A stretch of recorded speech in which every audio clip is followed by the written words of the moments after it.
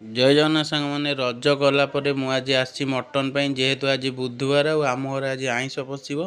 ଆଉ ରବିବାରେ ଆମ ଘରେ ଆଇଁଷ ପଶେ ନାହିଁ ପ୍ରଥମ ରଜରେ, ଆଉ ଦ୍ୱିତୀୟ ରଜରେ ଜାଣିଥିବ ସଂକ୍ରାନ୍ତି କି ସୋମବାର କେହି ଖାଇବେନି, ଆଉ ତୃତୀୟରେ ମଙ୍ଗଳବାର କେହି ଖାଇବେନି। ବୁଧବାର ଯେହେତୁ ମୁଁ ଆଜି ପପୁ କତିକି ଆସିଛି ମଟନ୍ ପାଇଁ। ଆଉ ପପୁ ଆମର ଦୁଇଟା କଟା ସରିଲାଣି, ଆଉ ମଟନ୍ ସରିଗଲାଣି, ଆଉ 5-6 ଜଣ ୱେଟିଂ କରିଛନ୍ତି।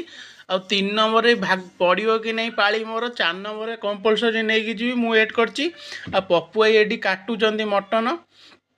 ପପୁ ଭାଇ ଆମର ସବୁବେଳେ କାଟନ୍ତି ନାହିଁ, ବର୍ଷକୁ 2-3 ଥର କାଟନ୍ତି। ଏ ରଜ ଦଶହରା ପର୍ବ ଆଇଲେ ପପୁ ଭାଇ କାଟନ୍ତି। ଆଉ ମୁଁ ଆଗରୁ କହିଥିଲି, ମୁଁ କହିଲି ପପୁ ଭାଇ ବୁଧବାର ମୋ ପାଇଁ ରଖିଥିବ। ଆଉ ମୁଁ ଆଜି ଆସିଛି ମଟନ୍ ପାଇଁ, ଦେଖାଯାଉ କେତେବେଳେ ମଟନ୍ ନେଇ ଘରକୁ ଯିବି। ଆଉ ମୋ ସାଙ୍ଗରେ ମୋ ଝୁଅ ଆସିଛି, ସିଏ ବି କାନ୍ଦିଲାଣି, ମାନେ 15-20 ମିନିଟ୍ ହେବ ମୁଁ ଆସିକି ଏଠି ଠିଆ ହେଲେଣି। ପପୁ ଭାଇ ଗଲେ ଏଇଥର ଏଇଟା ଗଲା ପରେ ତତେ ଦେବି, ଟିକେ ୱେଟ୍ କର। ଆଉ ମୁଁ ୱେଟ୍ କରିଛି, ଆଉ ପପୁ ଭାଇ ମଟନ୍ ନେଇକି ଘରକୁ ଯିବି।